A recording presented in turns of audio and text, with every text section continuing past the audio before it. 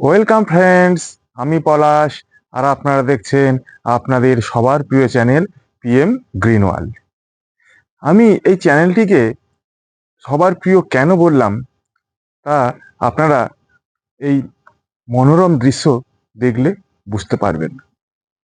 আজকের ভিডিওটি কোন বিষয়ের উপর অলরেডি আপনারা আমার ভিডিওর থাম্বনেল এবং ব্যাকগ্রাউন্ডের ছবি দেখে আপনারা কিন্তু বুঝতে পেরে গেছেন। তো বন্ধুরা, আজ পর্যন্ত আমি যত ভিডিও আপনাদের জন্য বানিয়েছি, এই ভিডিওটিতে করার সময় আমি কিন্তু সবচেয়ে বেশি আনন্দিত, সবচেয়ে বেশি খুশি এবং সবচেয়ে বেশি গর্বিত। কারণ এই যে মনোরম দৃশ্য আপনারা আমাদের ভারতবর্ষের মহারাষ্ট্রের নাসিক, সাংলি এবং তার পার্শ্ববর্তী জেলাগুলিতে দেখেছেন, আর দেখেছেন আমাদের প্রতিবেশী দেশ বাংলাদেশের মাটিতে। কিন্তু পশ্চিমবঙ্গের মাটিতে এইরকম দৃশ্য কিন্তু আপনারা এখনো পর্যন্ত দেখেননি। এটি আমার ছাদ বাগান, ছাদ বাগানের আঙুর গাছ। তো এই আঙুর গাছের দৃশ্য দেখানোর আগে বন্ধুরা, আপনাদের কাছে একটা রিকোয়েস্ট করে রাখছি যে কেউ ভিডিওটি ছেড়ে যাবেন না, প্রথম থেকে শেষ পর্যন্ত দেখবেন। তাহলে আঙুর চাষ সম্পর্কে বেশ কয়েকটি গুরুত্বপূর্ণ এবং অজানা তথ্য আপনারা জানতে পারবেন। ভিডিওটি দেখে যদি আপনাদের ভালো লেগে থাকে তাহলে অবশ্যই বন্ধুরা আপনার একটা করে লাইক করবেন, প্রয়োজনে কমেন্ট করবেন, এবং যারা যারা এখনো পর্যন্ত সাবস্ক্রাইব করতে পারেননি তারা আমার চ্যানেলটিকে অতি দ্রুত সাবস্ক্রাইব করে দেবেন। তাহলে আমিও যেমন নতুন নতুন ভিডিও করার মোটিভেশন পাই, তেমন আপনাদের কাছেও কিন্তু আমার ভিডিওগুলি খুব সত্বর পৌঁছে যাবে।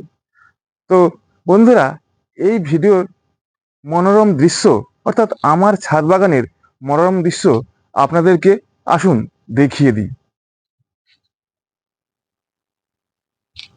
বন্ধুরা, দেখতে পাচ্ছেন আমার ছাদ বাগানের আঙুরের মাচাতে কত বিপুল পরিমাণে আঙুর ফলেছে। আগে ভালো করে আপনাদেরকে এই মনোরম দৃশ্যটি দেখিয়ে দিই।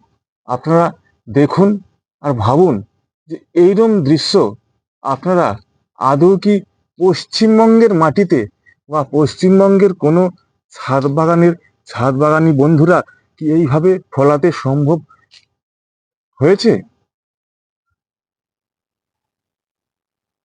দেখুন, ওপরের দিকে দেখুন, উপরের দিকেও বেশ কয়েকটি থোকা হয়েছে। এই ছোট্ট গাছটিতে আমার বন্ধুরা কতগুলি থোকা হয়েছে বলে আপনাদের মনে হচ্ছে? না বন্ধুরা, আপনারা না গুনলে তো আপনারা বুঝতে পারবেন না। আমি কিন্তু একটা একটা করে থোকা গুনেছি। এই ছোট্ট আঙুর গাছটিতে আমার 64টি থোকা কিন্তু অলরেডি সেটিং হয়েছে। ভাবতে পারছেন বন্ধুরা, একটা ছোট্ট আঙুর গাছে 64টি থোকা! দেখতে পাচ্ছেন ছোট বড় সমস্ত রকম থোকা। এখানে দেখুন কত বড় থোকা হয়েছে। আমি কিন্তু আমার আগের ভিডিওটিতে দেখিয়েছিলাম এই আঙুর গাছে কিভাবে ফুল সেটিং হয়েছে। সেই সমস্ত ফুলই কিন্তু ফলে পরিণত হয়েছে। এবার বন্ধুরা, এইভাবে ফলন কিভাবে সম্ভব হয়েছে, এইরকম ফলন তা কিন্তু আজ আপনাদের বলবো। এই ফলন আমার একমাত্র সম্ভব হয়েছে সঠিক পরিচর্যার মাধ্যমে। আমি কিন্তু শীতের পরেই গাছটি প্রুনিং করে দিয়েছিলাম, এবং প্রুনিংয়ের পর কি ঔষধ বা কি আমি স্প্রে করেছিলাম সেটি কিন্তু আমার পূর্ববর্তী ভিডিওতে আপনারা কিন্তু পেয়ে যাবেন। কাইন্ডলি একটু সেগুলি দেখে নেবেন। তো এইবার এই যে সেটিং হয়েছে দেখতে পাচ্ছেন আঙুরগুলি, তো এই আঙুরগুলিকে বাড়ানোর জন্য বা পুষ্টি করানোর জন্য, আরো গ্রোথ আনার জন্য এবং সিডলেস করার জন্য কয়েকটি পন্থা অবলম্বন করতে হবে। তো কি করতে হয় বন্ধুরা? এই আঙুরের বয়স কিন্তু অলরেডি 25 থেকে 26 দিন হয়েছে। তো এই অবস্থায় আমাদেরকে এমন একটি জিনিস স্প্রে করতে হবে যার ফলে এটি সিডলেস হবে। তা বন্ধুরা, কি স্প্রে করতে হবে আসুন দেখাচ্ছি আপনাদেরকে। এই যে দেখছেন, এটি দেখছেন জিব্রালিক অ্যাসিড। এই জিব্রালিক অ্যাসিডটি আঙুরে স্প্রে করলে কিন্তু আঙুরে সিডলেস হওয়ার প্রবণতা হবে। এই যে 25 থেকে 26 দিন বয়স, এর কিন্তু এই জিব্রালিক অ্যাসিড প্রয়োগের সময়সীমা প্রায় শেষ হয়ে গেছে। তো এই জিব্রালিক অ্যাসিডটি আমি অনেক কষ্টে, অনেক খুঁজে আমি কিন্তু এটি পেয়েছি। তো এটি ডোজ কীরকম? এটি ডোজ হলো 20 লিটার জলে বন্ধু 1 গ্রাম। 20 লিটার জলে 1 গ্রাম মিশিয়ে ভালো করে মিক্সিং করে আঙুরগুলিতে এবং গাছে স্প্রে করতে হবে, তাহলে এগুলি সিডলেস হবে।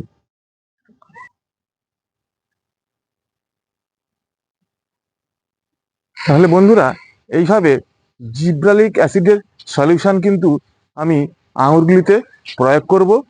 অলরেডি আমি আগে 2বার প্রয়োগ করেছি, এখনো 2বার প্রয়োগ করব। তো এইভাবে ভালো করে আঙুরগুলিতে এবং গাছের পাতাগুলিতেও আপনারা কিন্তু প্রয়োগ করে দেবেন। এইভাবে প্রয়োগ করে দেবেন, তাহলে কিন্তু আঙুরগুলি সিডলেস হবে এবং আরো বড় হবে। এবার বন্ধুরা কি করতে হবে? এই যে ফ্রুটসগুলো দেখতে পাচ্ছেন, এগুলো থ্রিনিং করতে হবে। থ্রিনিং আমরা কেন করব? যাতে আঙুরগুলি বড় হয়। এক একটা থোকাতে প্রচুর আঙুর রয়েছে। তো আঙুরগুলি বড় হলে কিন্তু গাছের জায়গা পাবে না বৃদ্ধি হওয়ার জন্য। তাহলে সেই জন্য কি করতে হবে না, ছোট ছোট অপুষ্ট আঙুরগুলিকে থ্রিনিং করে দিতে হবে। এইভাবে আপনারা থ্রিনিং করে দেবেন, প্রত্যেকটা থোকাতে ছোট ছোট আঙুরগুলোতে থ্রিনিং করে দেবেন, ছোট ছোট আঙুরগুলো থ্রিনিং করে দেবেন। এইভাবে থ্রিনিং করে দেবেন, তাহলে পাশের আঙুরগুলো কিন্তু বৃদ্ধি পাবে। এইভাবে দেখুন, এখানে কিন্তু রয়েছে অনেক আঙুর রয়েছে, এগুলো কিন্তু এত রাখা যাবে না। এইভাবে এইভাবে থ্রিনিং করবেন। এইভাবে দেখুন, ভেতরে ভেতরে ছোট ছোট আঙুরগুলো রয়েছে, এগুলো এইভাবে কেটে ফেলে দেবেন, যাতে আঙুরের আকারটা অনেক বড় হয়। তো এই যে দেখতে পাচ্ছেন, এখানে ছোট ছোট আঙুর রয়েছে, এইগুলো অপুষ্ট আঙুরগুলো আমি ফেলে দিলাম।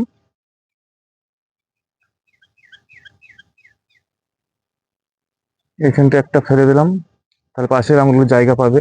এটা ফেলে দিলাম, ঠিক আছে। ঠিক আছে বন্ধুরা, এইভাবে কিন্তু আপনারা ফুড থ্রিনিং করবেন। তো ফুড থ্রিনিং এর অর্থ কি না, ফ্রুটগুলো আরো বড় হওয়ার জন্য। তো বন্ধুরা, এবার নেক্সট কি করতে হবে?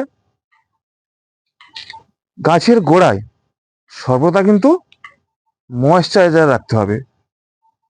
ময়েশ্চারাইজার যদি কম পড়ে বা জল যদি কম পড়ে, তাহলে কিন্তু ফ্রুটগুলি ছোট হয়ে যেতে পারে, শুকনো হয়ে যেতে পারে এবং বৃদ্ধি বন্ধ হয়ে যাবে। নেক্সট, এবার কি করবেন? গাছের গোড়ায় উপযুক্ত খাদ্য প্রদান করতে হবে। এই সময় উপযুক্ত খাদ্য প্রদান বলতে বন্ধুরা কি বোঝাচ্ছে? এই সময় সাধারণত নাইট্রোজেন জাতীয় খাবার প্রয়োগ করতে হবে। নাইট্রোজেন জাতীয় খাবার আমরা কি প্রয়োগ করব? যদি আমরা রাসায়নিক খাবার দিই, তাহলে ডিএপি দেওয়া যেতে পারে অল্প। এছাড়া যদি আমরা রাসায়নিকের উপর না যাই, তাহলে কিন্তু খোল পচা, সর্ষের খোল পচা 6 থেকে 7 দিন পচিয়ে সেটি পাতলা করে জলে মিশিয়ে সেটি প্রত্যেক সপ্তাহে একবার করে দেয়া যেতে পারে। বন্ধুরা, এই কাজগুলি আপনারা করুন, যাদের ছাদ বাগানে এইভাবে আপনারা আঙুর ফলিয়েছেন। তাহলে কিন্তু দেখবেন এই আঙুরগুলি এক সময়, এক সময় বলতে কি বোঝাচ্ছি, ম্যাচুরিটির সময়। ম্যাচুরিটি এই আঙুরগুলি কত দিনে হবে? বন্ধুরা, 90 দিনের পর থেকে এই আঙুরগুলি কিন্তু ধীরে ধীরে ম্যাচিউর হতে শুরু করবে। বন্ধুরা, এই আঙুরগুলি কিন্তু এখন খেলে কিন্তু টক লাগবে। এই আঙুর কেন, বিশ্বের যত আঙুর আছে কাঁচা অবস্থায় সমস্ত আঙুরই কিন্তু টক। তো এই গাছের আঙুরটি ম্যাচিউর হয়ে গেলে এতটাই মিষ্টি যে খাওয়ার পর ঠোঁটের দুপাশ কিন্তু মানে মিষ্টি রসগোল্লা খেলে কি হয়, চটচট করে, সেই হবে চটচট করে ঠোঁটগুলি। তো তাহলে এটি আমার অবশ্যই, তাহলে বুঝতে পারলেন যে মিষ্টি আঙুরের গাছ। তো এই আঙুরটির আপডেট আমি আবার পরে দেব, যখন আঙুরগুলি আমি হারভেস্ট করা শুরু করব। তাহলে বন্ধুরা, আজকের মতো এখানেই রাখছি, আবার আসবো আগামী কোনো ভিডিওতে। নমস্কার।